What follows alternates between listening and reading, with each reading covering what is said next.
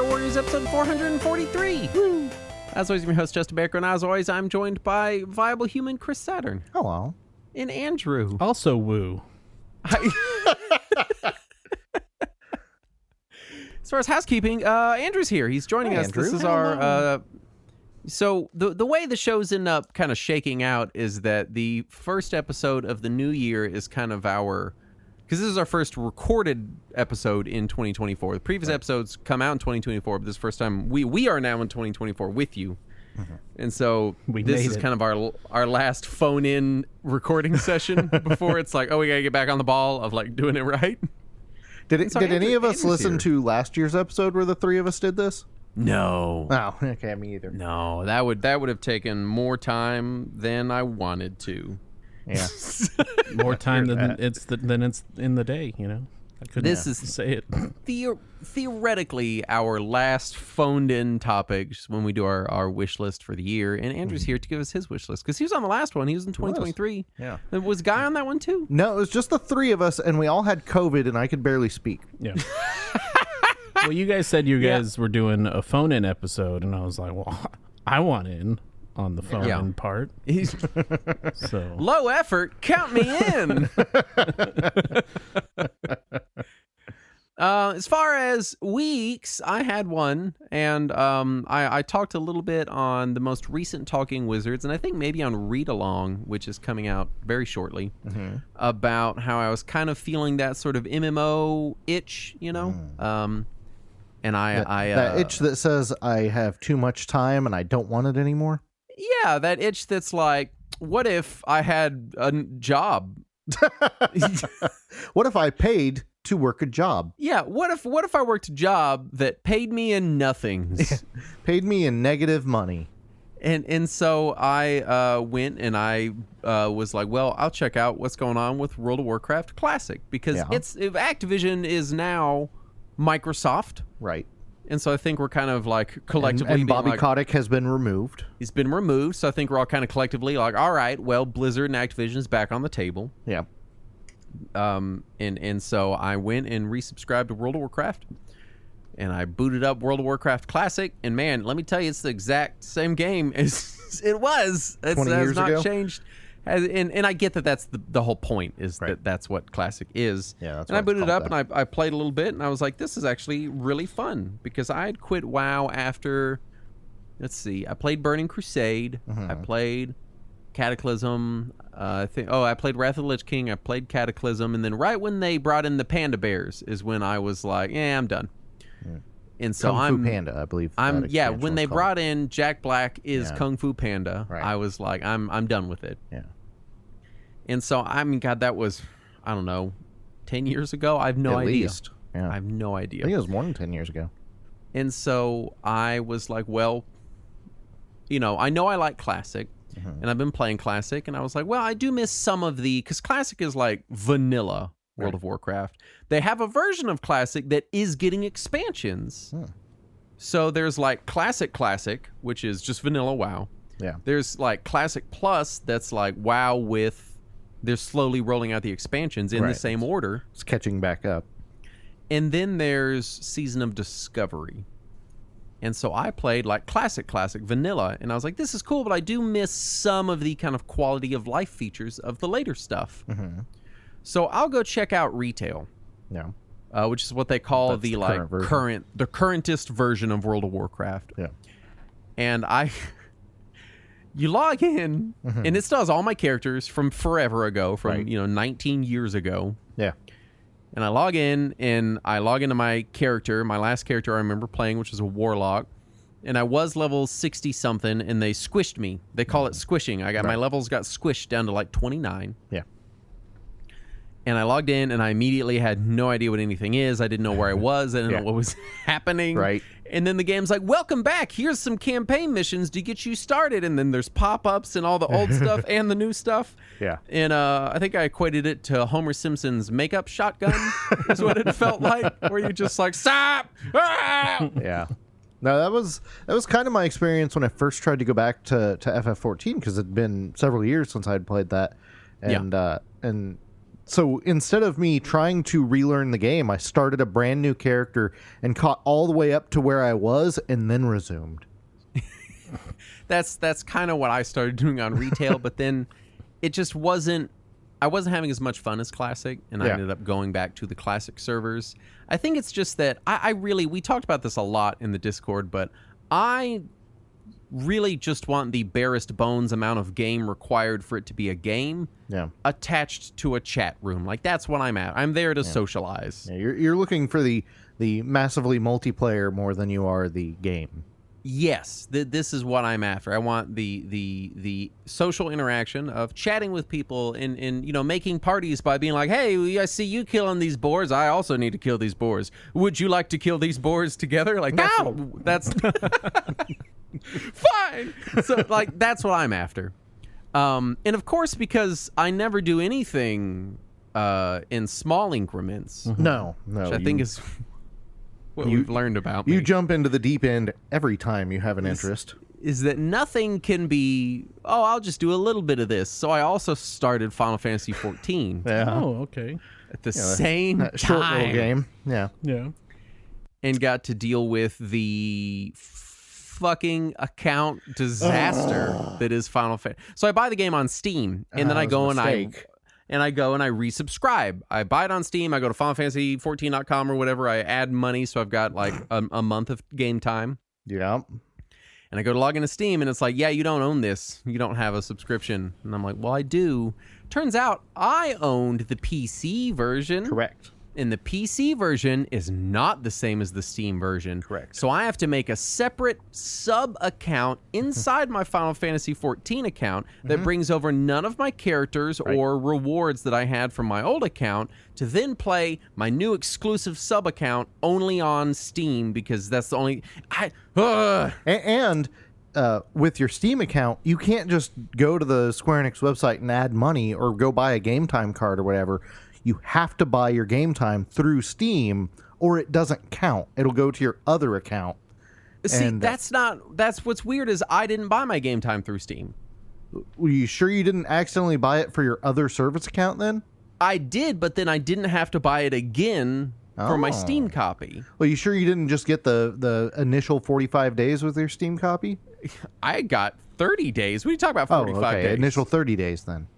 I don't know. It's so fucking confusing that I have no idea. It's so stupid and I hate it. But I'm also playing Final Fantasy XIV, so now I am daily playing both of them a little bit each day. And so you're making some good progress on 14.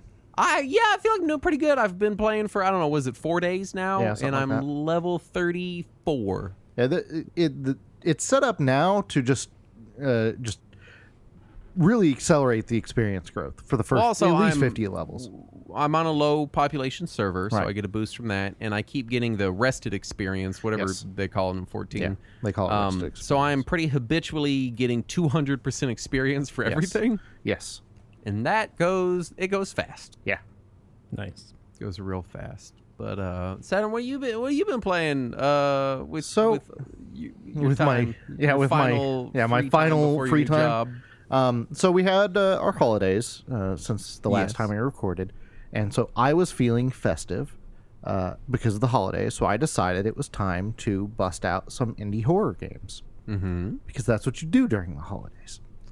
And specifically, I was looking for meta horror, and so I just pulled up some lists and was like best meta horror games, and just grabbed some at random. And I have some compliments and some complaints. So first, I played Slay the Princess, which many pages said was one of the best indie games of this last year. Yeah, I've been seeing it pop up. I feel like I didn't see it when it came out, but now that awards season is floating around and Game of the Year season is around, I'm seeing it everywhere. Yeah. So I did play through that, and I was the least interested in it because it's a graphic adventure, a visual novel essentially. And I'm not normally a big visual novel person, but I did give it a shot. And when you first boot it up, it's like, this is a horror game and it's not for those who are easily scared or whatever. It is the least scary of any of these games. It is barely horror. It is more of a monster story than it is a horror game, but it is brilliantly written. I would put its writing up there with Stanley Parable as far as the quality of the writing and the comedy. It's really close, if not equal, to Stanley Parable. And so that's high praise. Yes, Stanley Parable is fantastic. Yes, it is. So if you are a fan of that kind of humor and you don't mind a dark monster interface, then I would recommend the game because it is often hilarious. And it's not like particularly gory or creepy. There's no jump scares or anything like that. There's just occasional monsters and mild existentialism. But the writing is hilarious and the voice acting also is hilarious. So it is. I recommend it for that. I feel like now that I'm in my 30s, my life is just kind of mild existentialism. Yeah, just all the time. It's just that's how it works. Normal now. It's and it's only going to ramp up a little. Oh, wonderful! Yeah, for the rest of your life. And then I found Irisu syndrome, which I had seen was listed as one of the inspirations for a couple of games that I already like, and also it is free. So that was a motivating factor. And it's a Falling Blocks puzzle game, which is odd because all the blocks are different shapes and they're not affixed to any kind of grid, so they just kind of collapse on each other. So it takes a little while to get used to playing it. And there's very, very little horror at all. It's mostly just like a spooky story about kids in the woods. But there is a point where if you've been playing for a while and you're doing okay but not great, and you Alt-Tab out, it replaces the entire screen with something terrifying until the second you click back in, then it acts like it was never there. Oh, that's horrible. Yeah. So it's got that one thing that got me, and I appreciated that. Horrible thing. Yeah. But it's otherwise, it's okay. It's kind of cute. It has some good music. I did try I'm Scared, which is one that I have heard recommended over the years, but it just kind of looks bad, so I never wanted to try it. Yeah. I'm not saying it looks like a bad game. I'm saying graphically it doesn't look great. It looks like shit. Yeah, and it does. It looks like phoned in slightly worse than Minecraft art, and I assume that's a stylistic choice that they were going for. But it's a little too jump scare heavy for me. I've never been a big fan of that. So I kind of fell off of that. And then somebody recommended something called Adventures of Cato Boy, which is also a meta horror game. And it's just a side-scrolling platformer where you play as a little cartoon cat, and it does a really good job of getting creepy gradually and making it look like the game is glitching out and stuff. That's fun. But it also ends in a bunch of jump scares, and I'm not a fan of that. So that kind of soured my taste on it. So of them, I would probably just recommend Slay the Princess for most people, because that's just so well written, and it's great. The general appeal. Yeah. Andrew, what have you been playing? Oh, I've been just trucking along in Baldur's Gate 3. I thought you were going to say you were driving a truck now. Yeah, I'm a truck driver now. We talked about that in the most recent Talking Wizards, and I said, what did I say? I said it's the second highest rated game of all time on OpenCritic. Yeah. Has your experience been, congruent with that? How do you feel like it's the second best game of all time? What part are you at? I'm in the so I just I beat all the title screen, all the goblin stuff, and saved the first area. Okay, those first couple hours. Successfully stole the totem or whatever from the druids. Okay. And then I think I'm in the Underdark now. Okay, so you're still chapter 1. Yeah, still. I think chapter 2 is right when you leave the Underdark. It's like, hey, welcome to chapter 2. Yeah, I haven't been playing a whole lot of anything really. I mean, I played that. I played some Conan Exiles with you. You did, yeah. We have been playing some Conan Exiles. We host a server of it. Yeah, I've not been on much this week, but it's been trucking along. It's the farthest I've ever made it in Conan Exiles ever. Yeah, every time I get on, you're like, your armor's crappy. Let me make you new armor, which is armor that you gave me. Yeah. Well, I've since progressed beyond the mere mortal armor. That's the exact same thing I've been doing to Justin every time he logs into Final Fantasy 14. Yeah, basically. Although I'm due for more. So last one was level 21. Now I'm in the 30s. Yeah, I need to make some new armor. But other than that, on New Year's Eve, on the wait till midnight, I played like 2 hours of Rockman 4. Yeah. Nice. Vocals. And I think I played like 15, 16 songs and somehow got a new like personal best on like 13 of the songs that I played.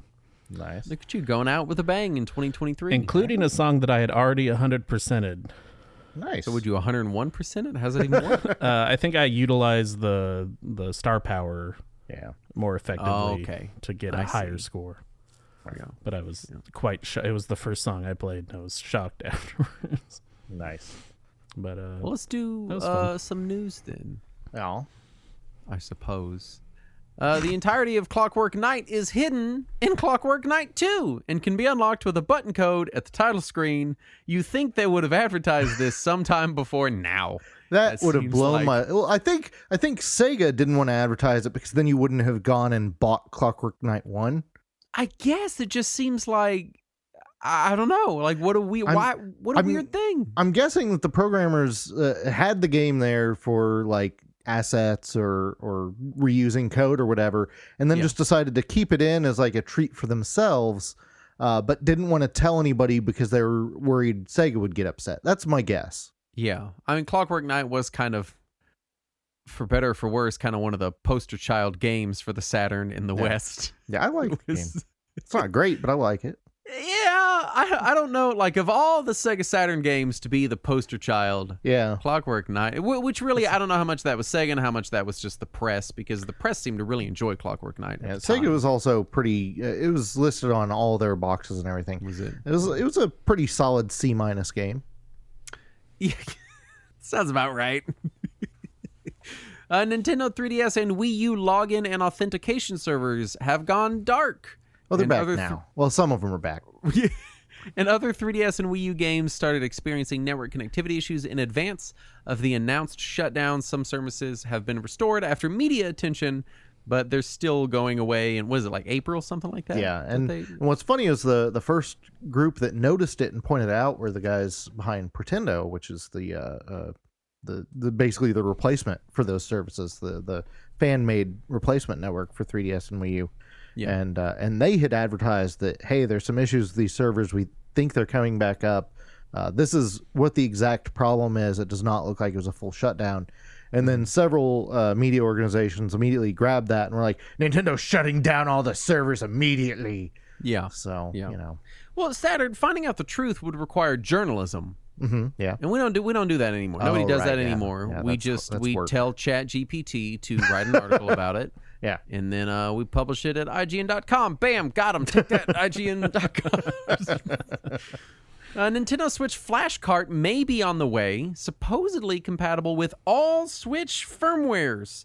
And I think they also went as far as to say that there was no way to patch this out. Yeah. Now, I saw, I think it was MVG was talking about this, and they said that the most likely way it is that this would work is for it to emulate the signature of an existing game cartridge. Mm-hmm.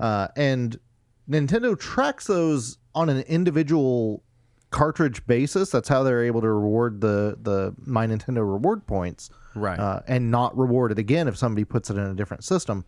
Mm-hmm. And so it would not take them very long to find if one specific software signature is being used over and over again. So I'm not sure how they're going to get around to that. But we'll see. Now, not all games work with the Platinum Rewards points thing, so maybe they could choose a game that isn't on that roster, that isn't tracked in that way. But you would think that it still has some signature there that Nintendo's seeing. Right. I don't know all the details. I do know that it's a Team Executor. That's what it seems to be, yeah. Which has a history, interesting past. Yeah. But just seeing the hardware on the market is exciting for me. That's very exciting. So bodes well. It's going to be a great thing for preservation, since nobody else in the industry cares about preservation but pirates. Sony patents a VR foot controller made up of giant trackballs. So now you can just like run on your PlayStation VR, right? Did you see the image of this? I didn't see the image, no. It looks like somebody submerged some spheres in a foot massage pool. Okay. And then somebody's feet are just going at it from two different directions. Like they're sitting down with their feet on it. It looks really stupid. I'm gonna... Did you find the picture?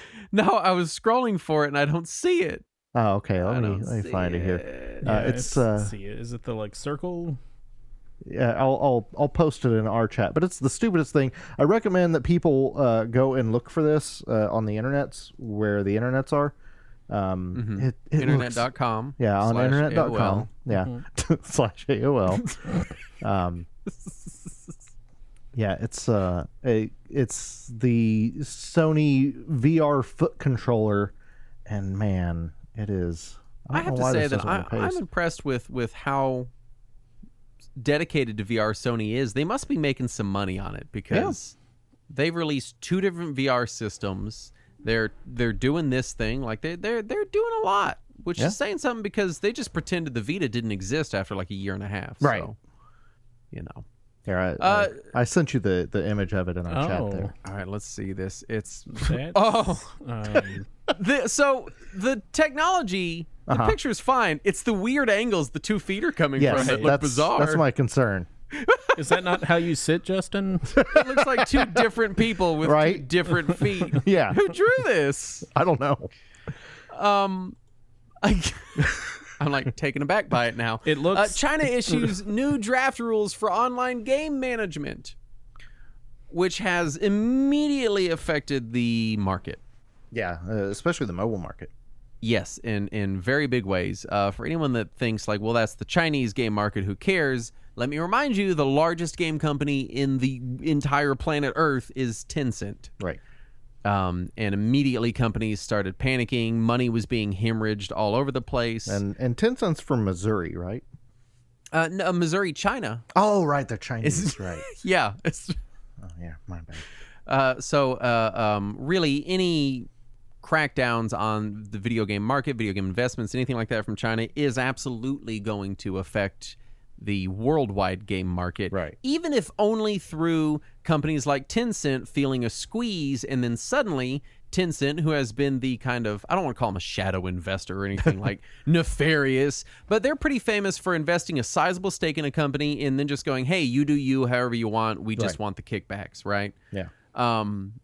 And they've been investing in a lot of different companies throughout the industry lately. It's only going to take until they are hemorrhaging cash for that attitude to change, and suddenly them to put the squeeze on other companies. So I'm just saying it now. Yeah. Or they'll start divesting their investment in those companies, and those other companies will start hurting for money too.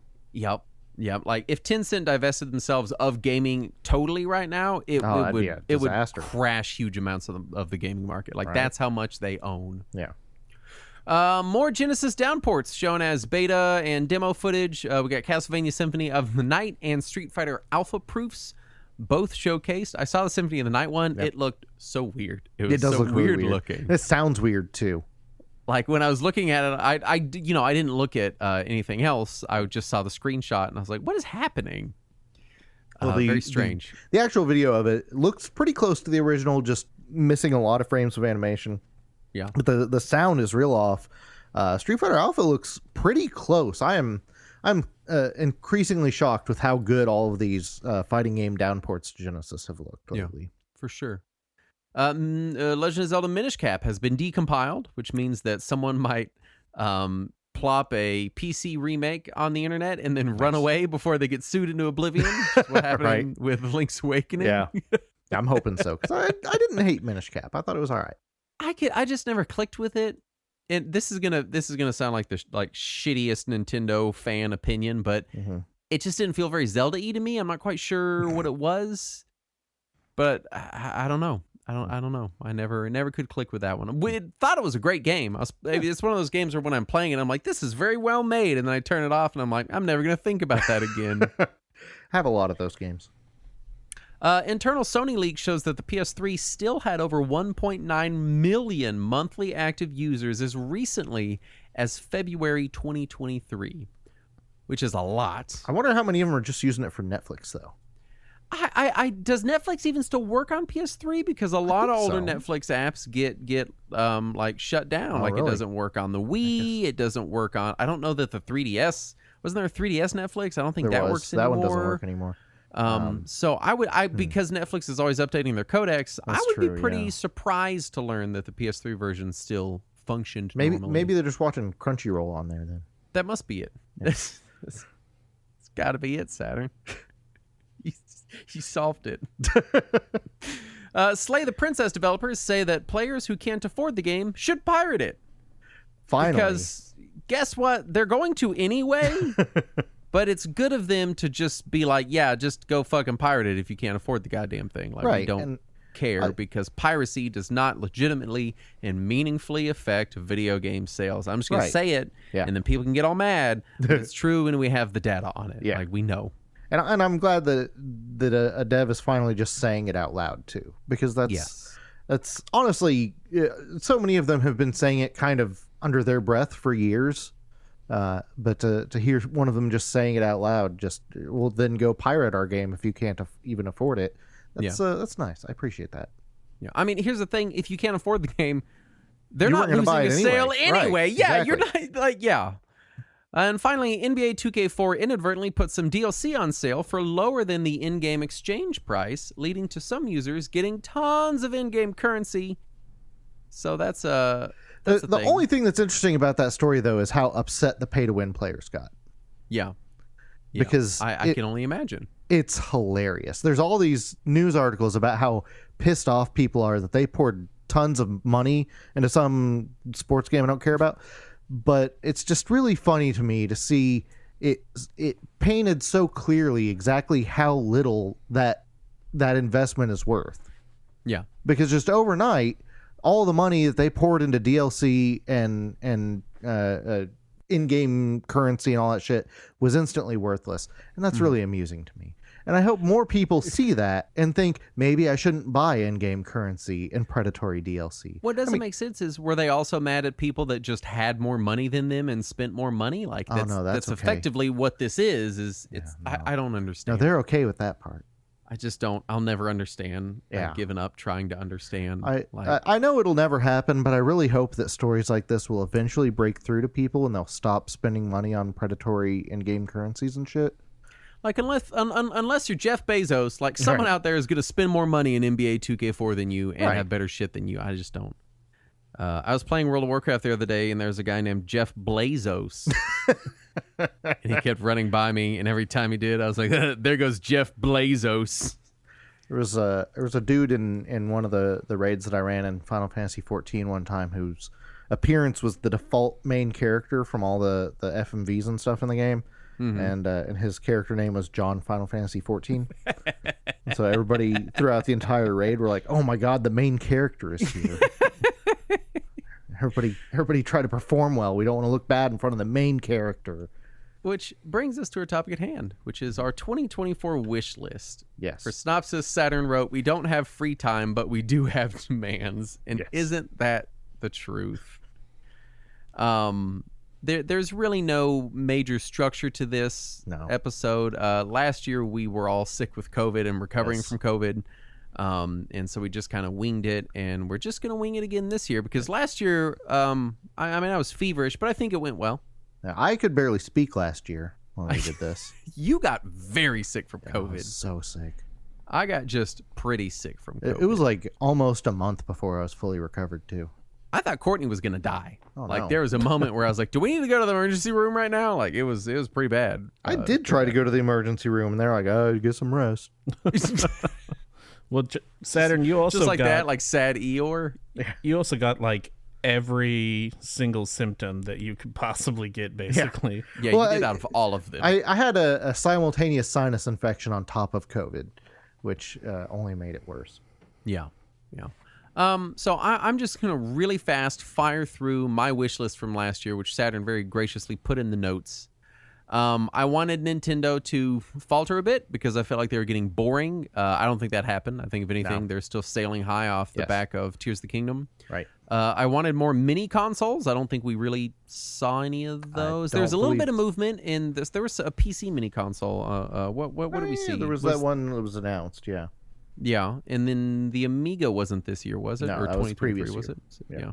I wanted more FPGA that wasn't Mister or analog. Didn't happen. No. Didn't really happen. Not really. No.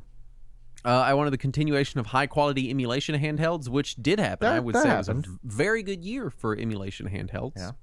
I wanted less corporate consolidation. Sorry, everyone. That's on me. I should have said nothing. Did any corporations consolidate last year? Some of them did, Saturn. I can't recall. A couple of them. It's this company called Activision Blizzard King. I don't remember them now. It's a big one. Are you talking about that division of Microsoft? Yeah, I am. I wanted less Nintendo button layouts. I feel like we did kind of get that. I'm seeing a lot of stuff now that is using the traditional Dreamcast style layout more and more. Yeah. As kind of, which is quickly becoming the universal layout. It seems to be, and I like it, and I want that. I'm enjoying that. Anything about Metroid Prime 4, which we didn't get, we got nothing. Progress in the realm of Xbox and Xbox 360 emulation. There was some progress, but nothing majorly notable, really. Right. It stayed pretty static from the kind of hobbyist perspective. There was some evolution, but not like anything groundbreaking. And then finally, a dual screen emulation handheld of some sort, which they get announced. Yeah, they've been announced. I think is Ioneo the ones doing that? I think so. But that it is a thing. It is coming true. So many of my wishes came true. Well, some of them, a couple of them. Sorry about the corporate consolidation. Everybody. I didn't know what I was talking about. Of course, we already knew about the Activision merger by the time we recorded this last year. Do we want to each of us go over what we did last year and before we get into our this year, just real quick? Would that be? I didn't have the notes for mine from last year because last year I was so sick that I didn't actually put anything in the notes. So, okay. Andrew, do you want to fire real quick through your last year wish list and what didn't come true? Yeah, which was all of it.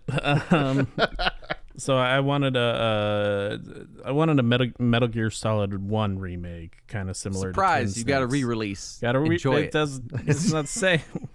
No. I wanted a Xenogears remake, which had the MGS3 remake already been announced last year, or was that announced this year? I think that was announced this year. Delta. Okay. Yeah. I want to say Delta. It was like early this year, but I'm not. So that's something. They're remaking one of them. Yeah, that's true. That's true. It's true. I wanted a Harvest Moon Magical Melody remake, which I don't think I would ever get because I think I'm the only one that likes it. I don't. I mean, we got Story of Seasons: A Wonderful Life, which was same era as Magical Melody. Was it Magical Melody the one after? I believe it was after the one Wonderful after Life. Yeah. So we're teed up for it. But also, like the Wonderful Life remake. Yeah, not great. Yeah, people didn't love it. Yeah, I wanted more Tony Hawk remakes because none of those. Maybe that could happen now that it's under Microsoft. You never know. Yeah, I'd love to see Tony Hawk's Pro Skater 3 and 4 remade. Yeah. Still would like that. And then I just mentioned that I was excited for the Resident Evil 4 remake, which had already been. Did you buy and play it? I did buy it, and I did play it. Okay. Yeah, and it's really hard. It is really hard. I could not get past the village. I got past the village. It is hard. It does the adaptive difficulty thing. So the better you play, the harder it gets. So just play worse, Andrew. I was playing real bad, so I would hope it would. It would. I think the first time I got to the village, I did really well. I got to the chainsaw guy before the bell rings. Right. And then I got murdered. And then I started doing progressively worse every play after that. Yeah. And I think at one point, like, I jumped out of the house and I went into like a little alleyway in the village. Yeah. And I had funneled everyone into the house. Right. And so I was looking at the door waiting for him to come out. And they all showed up behind me somehow, and I never saw them leave the house. They just appeared behind me and killed me. Like they came out a different door. Oh, okay. They made themselves. Okay, great. Out of a wall.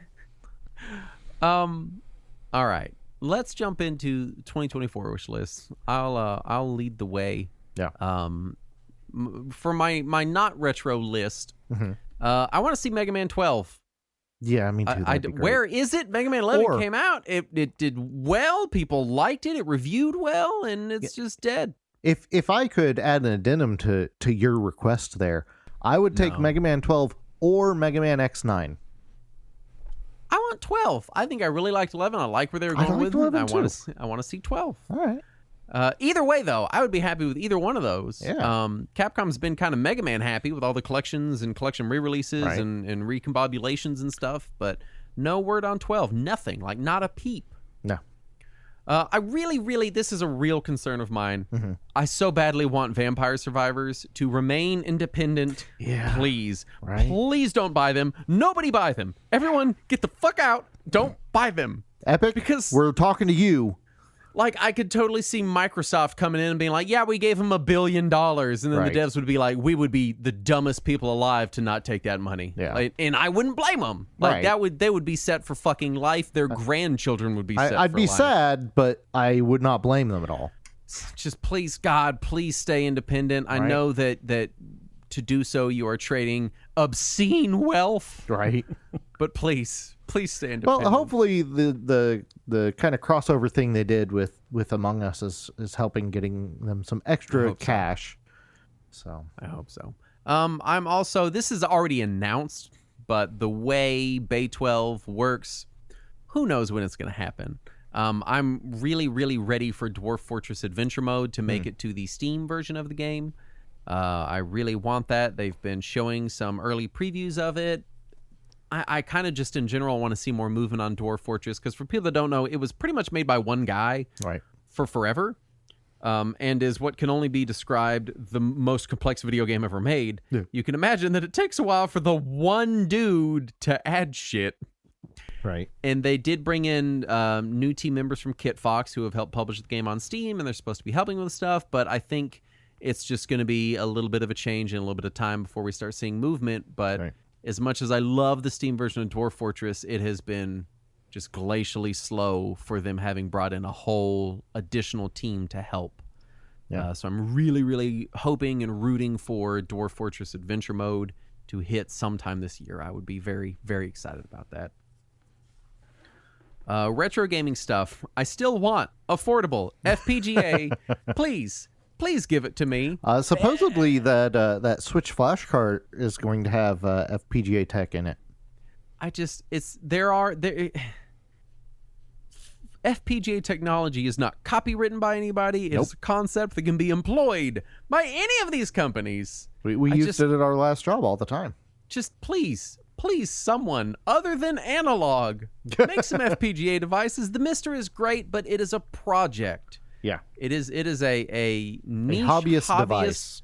I wouldn't even call it a device. It's a hobbyist platform, right? Yeah, because you don't get a Mister, you get a Mister kit, right? And so I'm ready for some movement in that market. I know the Mister is great. I do want work on that to continue, but I would really like to see something other than Analog or the DE10 Nano become useful and prevalent in this market. I'm ready for it. I really want to see more. Do we want to go back and forth so it's not just me talking nonstop for 20 minutes? We could, yeah. All right. Well, Saturn, you haven't talked in a while. What do you got? Give me one. So I have mine separated by companies. That's fine. Okay. I'll go through my Nintendo stuff. I want to see anything at all about Nintendo's next hardware. I feel like we are overdue for something new from them. Which I probably said last year as well, but would you be shocked at all if whatever they announce is not compatible with Switch cartridges? No, not even a little. Me neither, and I think it scares me. They're gonna go back to little discs. Oh, is that it? Yeah. Little tiny baby discs you slot in, yeah. But even smaller than GameCube discs. Oh, like 1/4 GameCube disc. I'm enough of a weirdo that would actually excite me. Like tiny little itty bitty baby discs would be cute, and I would enjoy it. Could you imagine like a 1/8 size Blu-ray? I can and will imagine that. Same thing I always want. I want a sequel to Super Mario Brothers 2. Or some sort of follow-up or anything that is a successor to Super Mario Brothers 2. I just want to have a Mario game where I can pick up and throw turnips at people. I do not understand why it has been 35 years since the last time that's happened. Saturn, wasn't it Super Mario Bros. 3? What? Wasn't it Super Mario Bros. 3, Saturn? No, that's a sequel to Super Mario Brothers 2 Japan. But it says 3. It says 3 right on the cartridge. They can't lie. Right? This is illegal. Also, I would love to see a new Overhead Zelda game because the last one we saw was Link Between Worlds. Though we did have the remake of Link's Awakening as well. True. And even if it's a remake, I'd be okay with that too. Like if they want to throw a remake of Oracles or Minish Cap or something like that, that's fine. Or Four Swords Adventures, I think deserves a remake and is currently hard to play on anything other than a GameCube. Yeah. So that would be a good one to do. But I would really like to see an Overhead Zelda game. I think we're overdue for that. Yeah. Yeah. Me too. And what's weird is the Link Between Worlds was so critically acclaimed and people fucking loved that. Right. And then they're just like, nah. That was it. That was the one. Sorry, never again. Yeah. Yeah. What's your next Nintendo thing? That's my Nintendo stuff. That's all that I had for Andrew, Nintendo. you got one you want to go through? Yeah, I don't have mine bracketed out like you guys do. I think. That's fine. It's okay. We're professionals here. Yeah. So. Yeah. Well, you guys are. So I think one of mine, like I thought you guys said we were doing this again, and so I started coming up with a list of stuff that I wanted. And then Saturn shared the notes with me, and I noticed that it was all the same stuff that I wanted last year. And I was like, oh, I guess I need to come up with some new stuff. Yeah. Because I had like Xenogears Remake again. I want a new like Star Fox 64 game. Yeah. Yeah. I know they had the one on Wii U, and I didn't like that one. No one liked that one. If they just, what I would love to see is Star Fox Zero, but just on the Switch with regular fuck-ass controls. Yeah.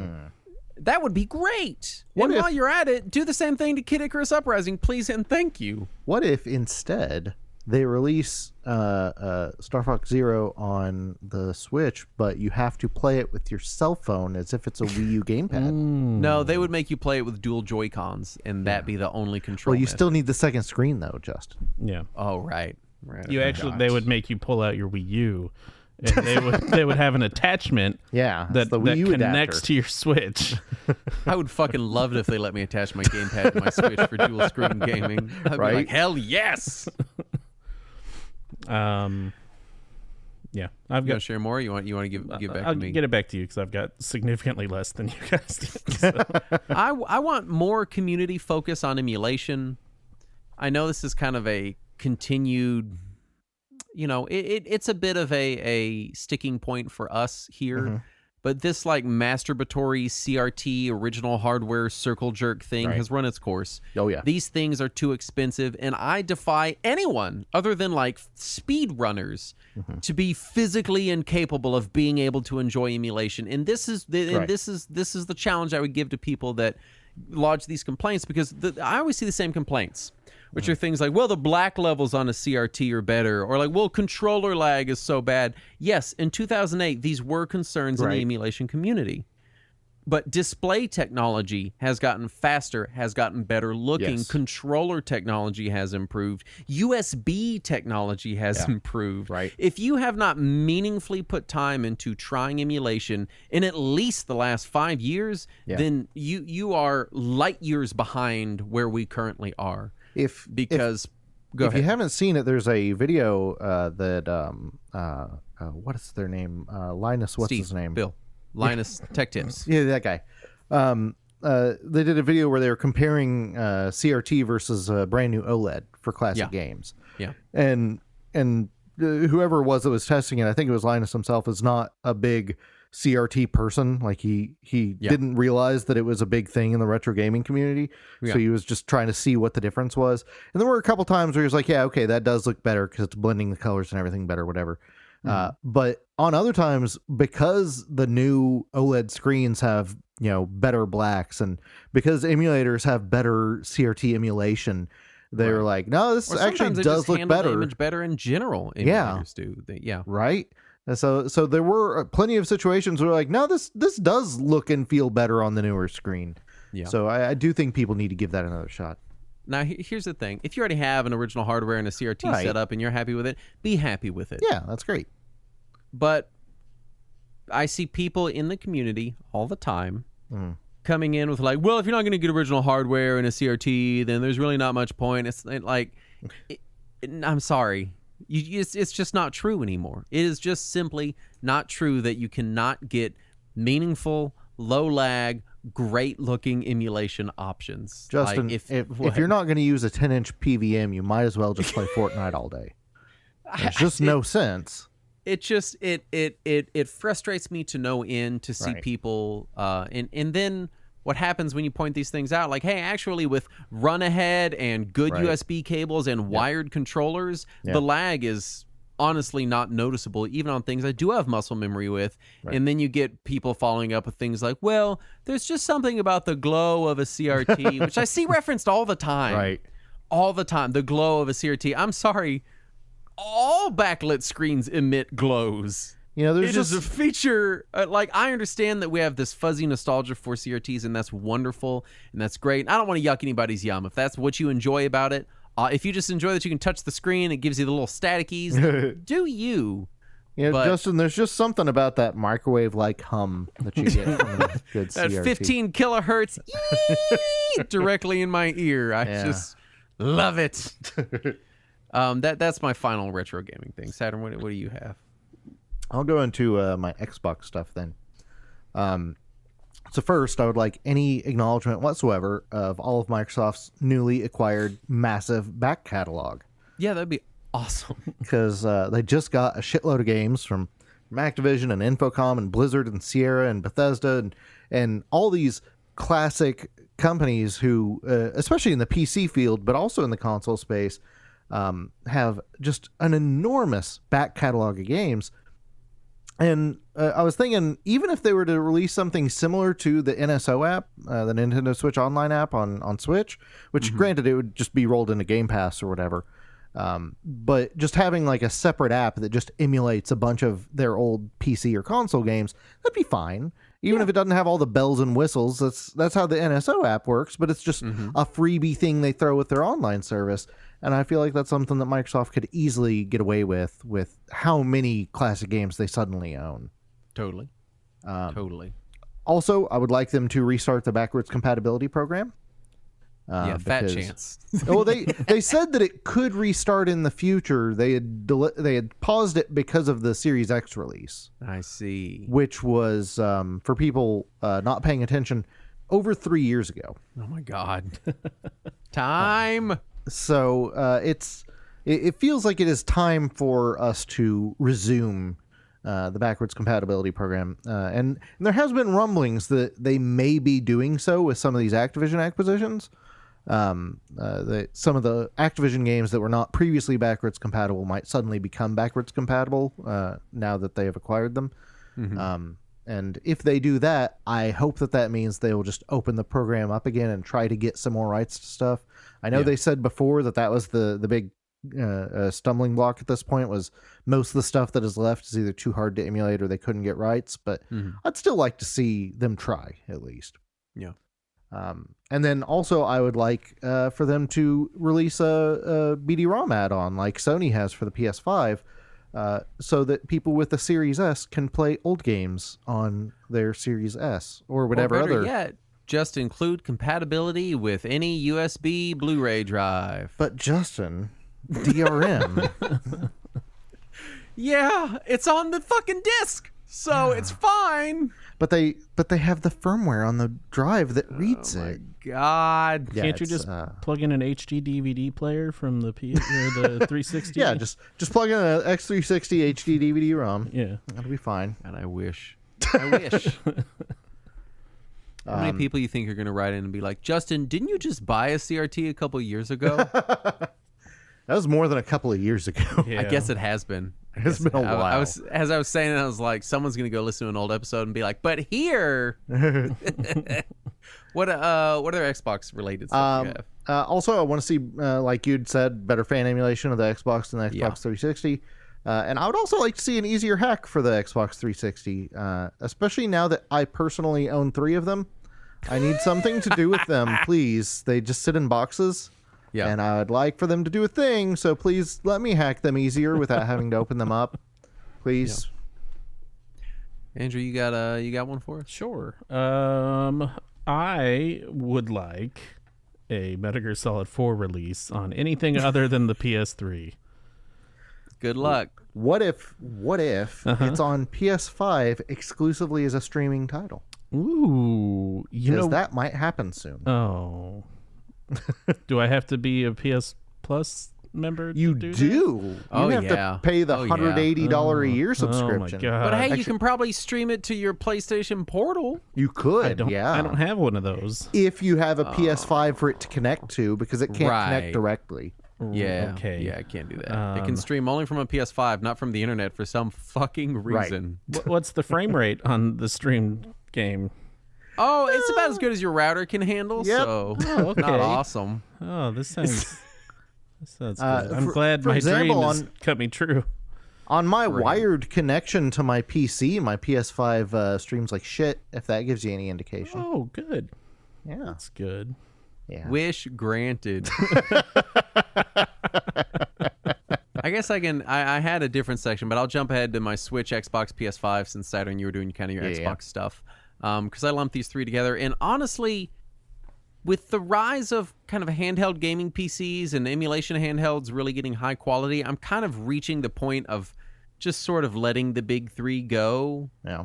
Microsoft is doing their subscription things. Sony is doing the asshole thing. Nintendo seems content with their ancient Android phone turned handheld. Yeah. And they can all just kind of have themselves, I'm just increasingly I care less about regular consoles, not because I don't like the idea of having regular consoles, but because they keep making the idea shittier and shittier with each iteration. I'm at the point where if the next generation is digital only and there's no physical media at all, I may go Steam only and then just try to find a way to pirate Nintendo's games, because if I'm not going to be able to buy them anyway, what's the point in giving money to short-term rent them? Yeah, like the one saving grace of the Switch is that it is so fucking old and ancient enough that you can still buy a cartridge that has a game on it and own the game on the cartridge and play it on your Switch without having to update. Exactly. In most instances, I think some games have launched there are some with mandatory updates, but largely you can. But I don't know, man. I would be shocked to pieces if Microsoft and Sony were still really courting the idea of physical media on their consoles next generation. Yeah, I don't expect it. It would really shock me. Best Buy is removing their media section entirely from their stores.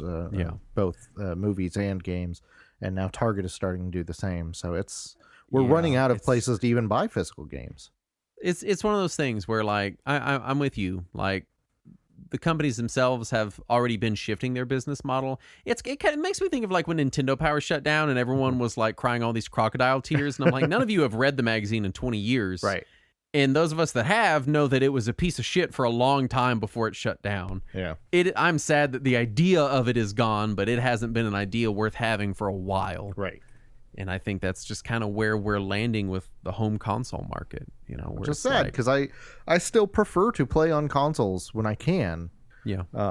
And they're trying to take it away from me, and that upsets me.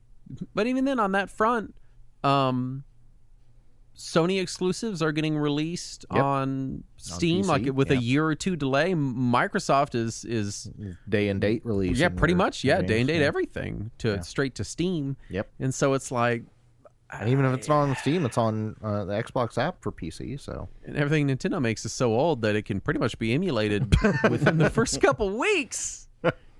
And it reaches a point where it's like, yeah, I'm not going to pay you to rent software licenses for this stuff. Yeah. If I'm just going to be renting it anyway, I'd rather rent it on my PC where I can, if they do take my purchase away from me, I can then justifiably pirate my own games that I purchased. Yeah. My next one is more AA games and money being funneled into small studios. Right. Like always, the AAA industry just continues to sicken me. Right. And kind of a sub point to that is I'm ready for the other shoe to finally drop on consumer distaste of the current silver, gold, platinum plus microtransaction plus season pass bullshit business model. Yeah. And everyone seems to hate it. Yeah. Everyone seems to hate it across the board. And honestly, half the praise I hear for Baldur's Gate 3, which I only pick on because it was like ultimate game of the year of all time last year. Best game of all time. Is because it didn't do those things. Right. So many people wanted to comment on like, yeah, you just spend $60 or $70, I don't remember. And you just have the fucking game and that's it. And like, it's the whole game and that's it. Now that said, we are seeing a ton of pushback in the community, online, in forums against the predatory microtransaction. We're seeing a ton of praise for Baldur's Gate 3. It's winning a lot of awards. But then when Sony released the most played games on the platform last year, number one was the worst selling or the worst rated Call of Duty of all time. Was the highest played game of the year. Like, until sales reflect the community opinion, I don't see it changing. But I think the first step in sales being affected is widespread community distaste. And I think we're at that phase. I think by the end of 2024, we could have companies legitimately rethinking this idea because of consumer backlash. I could see it happening. Here's hoping. Yeah. Who's next? Is Saturn? Is it you? Yeah. I'll do my Sony stuff to wrap up my three consoles, the big guys. So I would like to see more PS1 and PS2 re-releases on PS4 and PS5. Like they had released a handful when they first released the exclusive tier PlayStation Plus shit, and then they just stopped. Yeah, they did. It was a big push for it, and there was this kind of like community, like, oh, cool, and then they just never. Yeah, they followed up on it. The weird part is they were like, and part of the benefit of getting the super ultra premiere package is you'll have access to all these classic games, and they've not added basically anything since then, which feels misleading. But I guess they never said that they would keep adding games in perpetuity. Yeah. So I'd like to see some more of those. I would like to see any of Sony's classic games released on PC because Sony also has acquired a giant mass of back catalog that they have ignored for decades. Like stuff like Lemmings and Wipeout were the first things that came to my mind because those haven't seen a re-release in forever and were originally PC games. But also older stuff like Solstice and Equinox have been trapped in Sony's vault for decades. They didn't even get Virtual Console releases. Yeah. So I would like to see Sony acknowledge some of their pre-PlayStation catalog. And then also from Sony, I would just like to see less console exclusivity bullshit, less contracts that tie up a third-party game on their console where no one else can play it because we're so done with that. That's a 90s move, and I'm tired of it. Yeah, it's rough. It's real rough. Andrew, do you have more? You want to? Yeah, do something? When Justin was talking about his, I came up with a joke one. What's your joke one? I want to see bear sex. Sony. More. I want to see more bear sex. Obviously, not enough bear sex. We only got it in one game last year. I want to see Sony, Xbox and Nintendo release a new console each that then can Voltron into one huge console. Oh, nice! The super console. Do y'all remember connect together the Phantom? It was on Tech TV or G4 TV or something, and they had Kevin Rose on, and he would come on and do his dark tips, and it was like hacker stuff, and it's like, this is how to run in-map on a network, and it's like, you're like, okay, but they had one episode where they're like, the ultimate gaming rig. It plays PS2 games, Xbox games, GameCube games, and PC games. Oh, I remember that. And it was everything in a box. It was like this quadruple-sized PC tower that they had just jammed all this shit into. And of course, that would mean you're still going to have multiple video outputs. Like, it's going to function just like you had all those same consoles stacked together in an entertainment system. But it looked like But they just have a KVM switch there for you to switch which input you're on. It looked like a big giant computer. And so Kid Me was like, whoa! Like, it blew my fucking mind. I was like, holy shit! And they're like, and this is where you play GameCube games. And the top is just like a GameCube, like, fucking bolted into a PC case. Classic. Besides that, I do want an Assassin's Creed 2, like, remake. Did they never... Have they not been remaking the Assassin's Creed They games? have not. They've re-released them in, like, packs, but they have not remade them. They can just skip the first one. Who gives a shit? And just give me the second one, because that's the best one. Well, the first one was still when they were like, is it actually a modern thriller about time travel or not? And then... Yeah.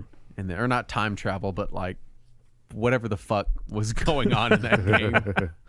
That I think they've just totally gotten rid of, haven't they? They've gotten rid of the full subplot that, like, you are a guy now inhabiting someone in the past, right? So, I mean, like, the plot was that you would get in the Animus, which is a thing that connects with your DNA and makes you inhabit your past, like, ancestors' body. Basically, brain time travel. Yeah, brain time travel. As far as I understand, because I haven't played, like, they still have kept it up in a way that who gives a shit. Well, yeah, what? That was the dumbest part of those games. Like, yeah. I was just wondering. It was also the dumbest part of the Michael Fassbender Assassin's Creed movie. I forgot that happened. I forgot that happened too. I remember they made a Hitman movie for some reason. No. Oh, they did, didn't they? Yeah. Who did they get to play Agent 47? I don't remember. It's just some guy. It's probably Chris Pratt. It was Chris Pratt, yeah. In like a shoddily put together bald Timothy cap. Oliphant. Oh, okay. Oh, no, really? Yeah. Timothy Oliphant? Timothy Oliphant as Agent 47, yeah. I got to see that. Andrew, we got to watch that. All right. I have a final section that is PC gaming / Steam / Linux gaming, which I'm lumping all together. Yeah. I do want to see continued work on the Linux gaming front because at this point, I'm pretty fully ready to ditch Windows. Mm-hmm. And Proton is getting pretty good, and also I'm getting pretty accustomed to working with Proton and Proton Tricks and Wine and all the subsystems there, such that I'm if it gets a little bit cleaner, I'm ready to ditch Windows entirely. I'm ready for it to get the fuck out the door. Especially with, like, my desktop is not Windows 11 compatible. Windows 10 is going to be losing security updates. We were talking about it because I was setting up a Windows server to run some of our games on that we run for the Discord. Yeah. And I was just complaining about Windows, and you're like, yeah, it's basically going to shit, and so I'm ready for it. On that same front, I'm ready for SteamOS 3 to become kind of more universal, more ubiquitous, more usable as like a real platform. Because while I don't care for a single company to have any real majority stake in the idea of like Linux gaming, if I had to pick one, it would be Valve. They've put in the most legwork. They've been pretty open about releasing their tools and releasing everything for people to use however they see fit. And until the foreseeable future, I'm just kind of okay with letting them dominate that space, because that has also led to more movement in the Linux gaming world, which I've been dipping in and out of since like 2005. They've also somehow been the least evil game publishing company in recent years, which is weird. Yeah. Which, again, when we said this before, just by doing the literal bare minimum. Right. That's all they're just over there like, yeah, we'll sell you games, and if you have a problem, you could send our support an email and we'll refund you. That's literally it. That's all they're fucking doing. And we're like, oh, y'all aren't like protecting sexual predators or like doing gigantic layoffs after record-breaking profits or like whatever other fucking shit. You're not taking away purchases from people and then keeping their money. And they're just like, nah, you give us money and we give you the game. And we're like, oh, you're amazing. Yeah, like, basically that. That's the Valve story. Just have to fucking, like, I feel like we're fucking groveling before Valve when it's just like, no, they just operate correctly. Yeah. And that's it. Yeah. On that note, my final 2024 wishlist item, before I kick it over to you guys for everything else you have, is for Valve to remain independent. Valve is I don't see that changing. Valve is not a publicly traded company. I don't see that changing while Gabe Newell is still alive. Right. That said, he's getting up there. I mean, he's what, in his 60s now? You know, he's an older dude. I don't think he's in ill health or anything like that. No. But like, I could see him. He's wanting to step down at some point. He could want to step down. He's also in the age bracket where like health problems could occur, and he might be like, "Hey, I'm just going to focus on me," and like, good job, you earned it, great. Right. But I think the second he's out the door, I am mortified of what that power vacuum is going to look like at Valve. They'll sell to Embracer Group. Oh my God, kill me. Well, it's actually going to happen. This whole time he's been ramping up to upload his brain into Valve. Yeah, and then he'll run Steam. Yeah. It'll be Gabe Newell is Steam. Correct. Yeah, except for he'll have them build a GLaDOS body for him. Yeah, that'd be good. So that he can release deadly neurotoxin to anybody that tries to take away his control. Right. It's my only hope is he seems to have had a lot of foresight in the gaming industry. Yeah. And my hope is that also applies to foresight as to what happens to Valve and Steam when he decides he wants to go, live in a cabin in the middle of the woods for the rest of his life. Right. And stop hand delivering Steam Decks to people. Yeah, like I'm ready for I hope he's ready for it, and it's a constant concern. I was looking at my Steam library the other day. I just bought Final Fantasy 14, and that was my 800th Steam game. Yeah, I now have 800 Steam games, and I had this moment of just like, fuck, I've really invested a lot into this one goddamn platform. Right. Now, granted, 300 or 400 of those were probably either $0 or less than $1 or whatever, but still, there's that concern of like, if tomorrow Valve is like, we're gonna fuck your shit up, I can't. I'm just like, they got me by the balls. I can't do anything. If they do, that's when I go to pure piracy. Because at that point, I have invested so much money just to have that money taken from me. I don't see the point in continuing to invest money anymore. Yeah. How'd you celebrate your 800th game? I played Final Fantasy 14 for too many hours. Oh, okay.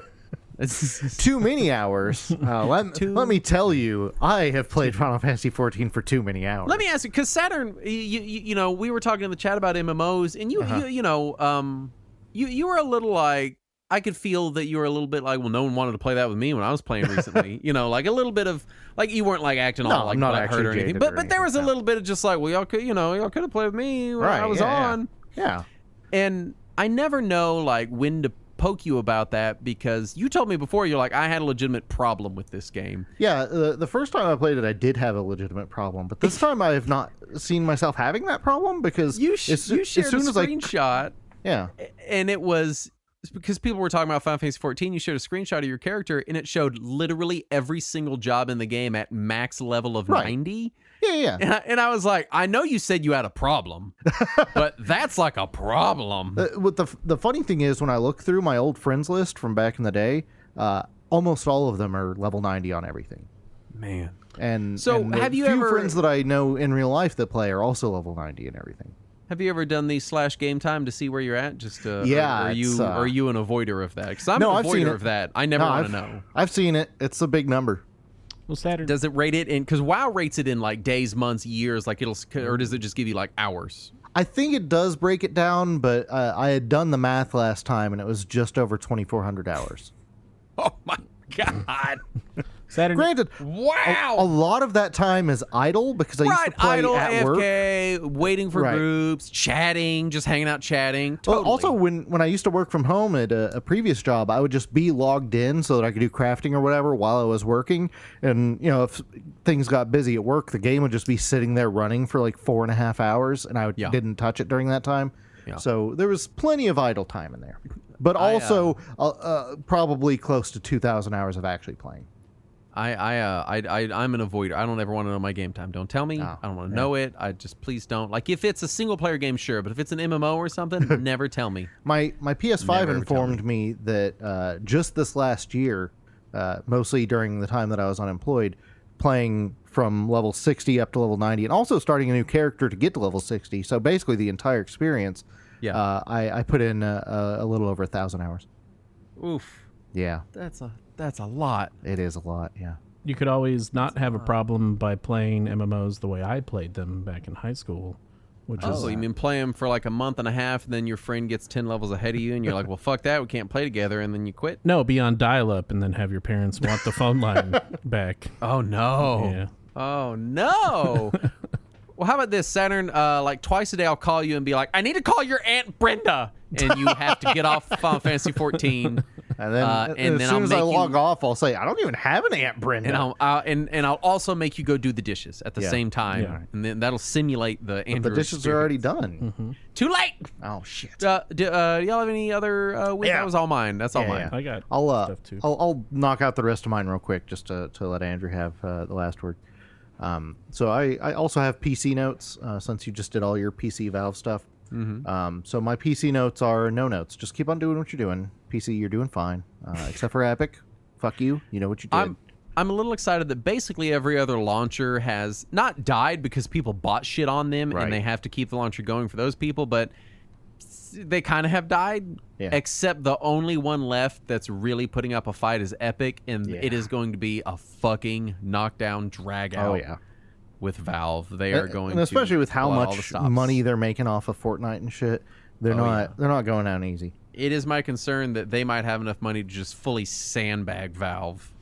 Yeah, I'm worried about that. Is Fortnite still in beta? No, I think it finally left beta. Did it? The whole time that I played Fortnite, it always said beta whenever it loaded in. Yeah. And I was like, it's been like 2 years. Well, look, when you make $1 billion fucking a year on a game, you just quit touching it. You're like, who cares? We're already making so much money. Why would we do any more versions? They didn't quit touching it. Right. No, they didn't. Yeah, it got worse. They added Lego to it recently. They added Peter Griffin from Family Guy, but they made him ripped. Yeah. And I was like, just don't add him. Yeah. Like, if you're not going to add what the character that's a version of him from an episode. But it still is dumb. I'm like, if you're not going to add what the character is actually like, just don't fucking add him. But just Justin, when he dies, he holds his knee like he hurt him. Like he tripped. Oh, God. I don't care. At this point, it's just that South Park member berries bit, but built into a video game. Right. Like, what? Anyway, what else y'all have? So just real quick, all of my not console specific stuff. I want to hear any news at all on Dragon Quest III HD 2D. Yes, because it's been a little over 2 years now. I would like to see, like last year we talked about how we want to see more mini consoles.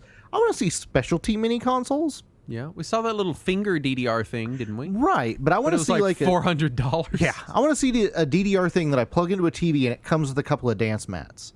Yeah, like a plug-and-play dance mat. Right, yeah, exactly. Or Get something on that at games. Or something for light gun games, or Samba de Amigo, or any of the weird shit that's had weird controllers over the years that only works on its original hardware. I want to see that in mini console form.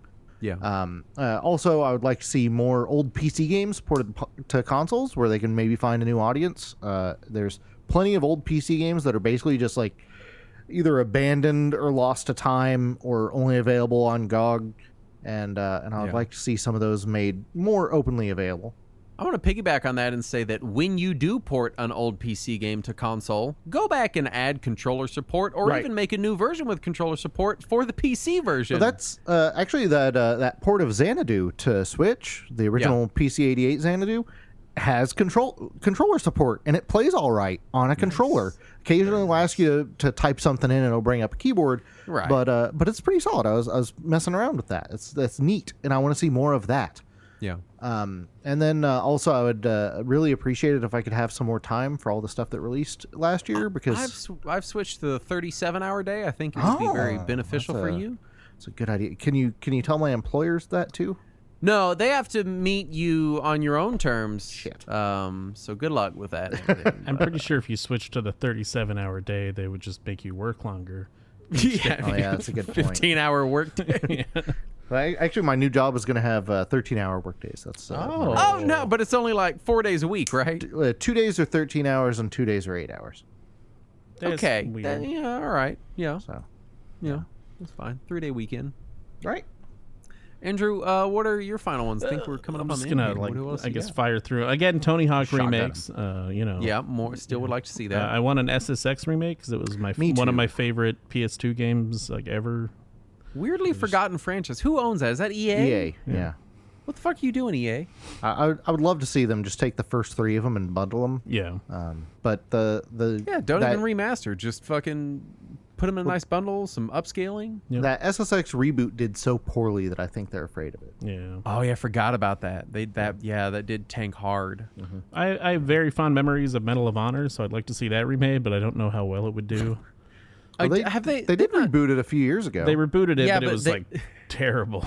Yeah, it was like Modern Times, and the cover was like a guy with a big bushy, like oiled hipster beard. Yeah. It's very weird, so totally very weird. So I think that's what we're learning is that when EA remakes things, they're bad. Yeah. Because they rebooted SSX, it was bad. They rebooted SimCity, it was bad. They rebooted Medal of Honor, it was bad. I hear Dead Space did all right though. Yeah, that one got some acclaim. I stole one of Saturn's thing, and I would like a Guitar Hero mini console.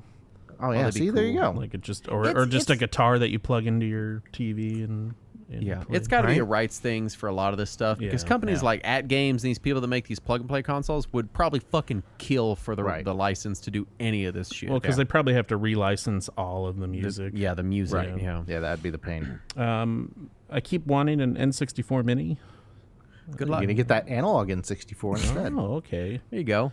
Have fun. And then not really retro, but I want another Rock Band. Good luck. We'll see if Epic wants to do that. Yeah, Andrew, all your stuff hinges on Epic, so sorry. So what you're telling me is I should buy Epic.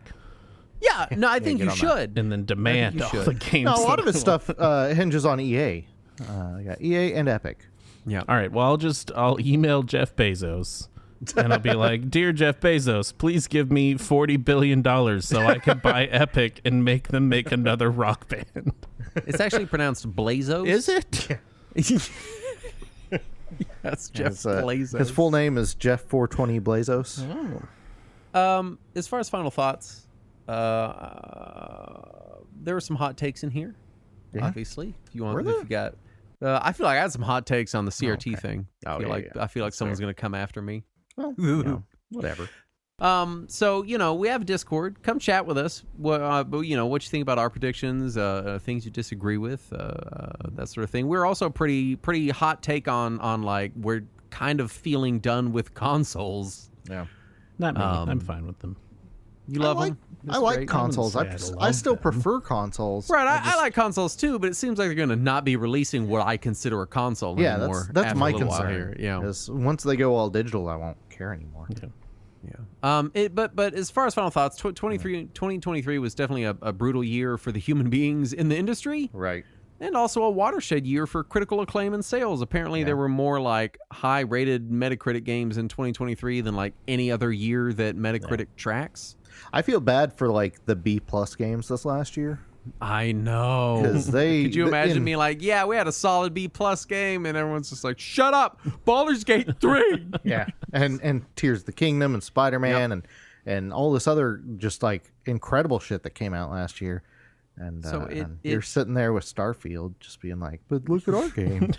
These two things don't make sense together. This is not what gaming should be. I want smaller games. I want smaller budgets. I want FPGA that isn't treated like a bespoke, handmade, artisanal item. Right. I want Vampire Survivors to please, oh my God, please don't let anyone buy you. Please. Right. Please don't let them buy you. Okay. All right. Quick question. If somebody had to buy Vampire Survivors, because they were like, we have to shut the whole game down and take it all down unless somebody buys it, who's the company that you would trust the most? Valve. Valve is the... Although, to be fair, they fuck everything with microtransactions. Yeah. I mean, Counter-Strike and TF2 is a testament to that. So I don't know, man. Portal. Like, I'd be okay with, like, Way Forward?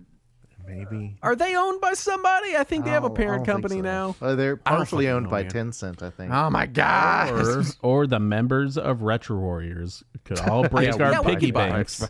And I would love you to break your piggy bank and get enough money out of it. Andrew, there's $40 billion in here. What the fuck is this? Is this a Bitcoin? Where did you find this? Yeah, just on the street. I want those compound interest piggy banks. I want smaller experiences. I want more accessibility. I want like, let's talk about emulation. Let's talk about what we're gonna do when all this retro stuff starts falling apart. Because guess what? It's now. It's starting now. It has already begun to fall apart. Right. Prices are reflecting that. Markets are reflecting that. The AAA gaming market is firing literally everyone that fucking works there. And replacing them with AI. Things are pretty dire, and it seems like the only release valves are weird things like a game... Hi-Fi Rush, like Vampire Survivors, like Baldur's Gate, bizarrely releasing and just be a game that you pay $60 for. Like, whoa, or less. Like the most celebrated hardware in a while is like a Linux computer, right? And emulation handhelds from China. Like what? Yeah, it's weird. It's weird right now. More than anything, I want more accessibility. I want things to be affordable and accessible to as many people as possible, and I want to own the things I buy. Like that's what I want. I'm worried about the commercial emulation space going forward now that Digital Eclipse was purchased by Atari. Yeah. Who has a track record of going in and out of functionality. Mm-hmm. So I'm a little worried about that because they are responsible for a lot of our best retro gaming collections of the last 5 to 10 years. Oh yeah.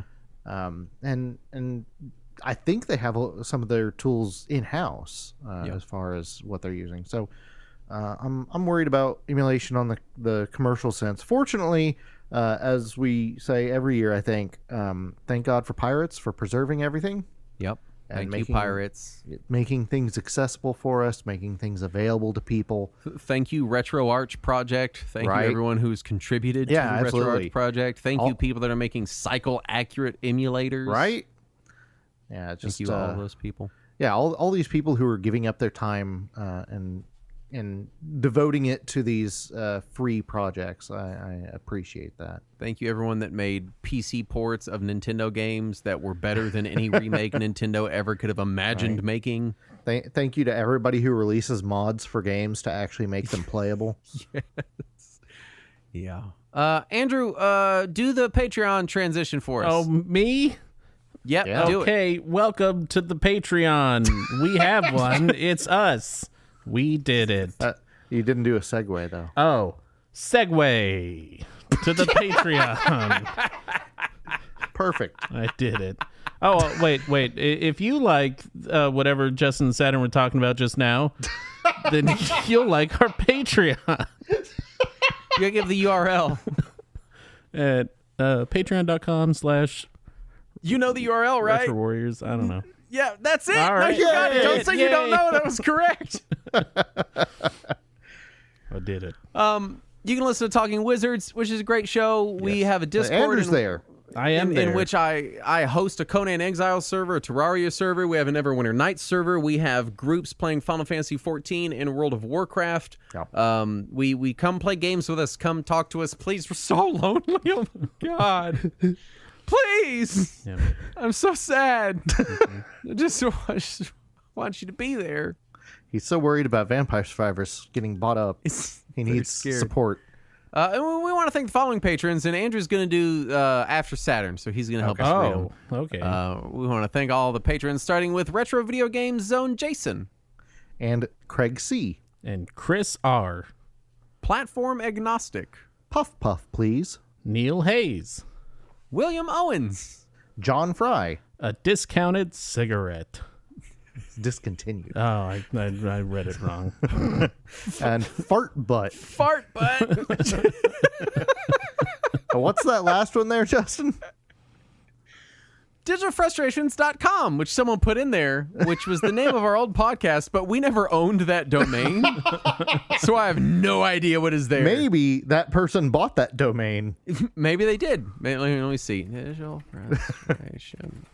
It's probably just for sale because we were not a big enough show to need a domain. No. It's loading for a long time. It's probably a Bitcoin mining bot.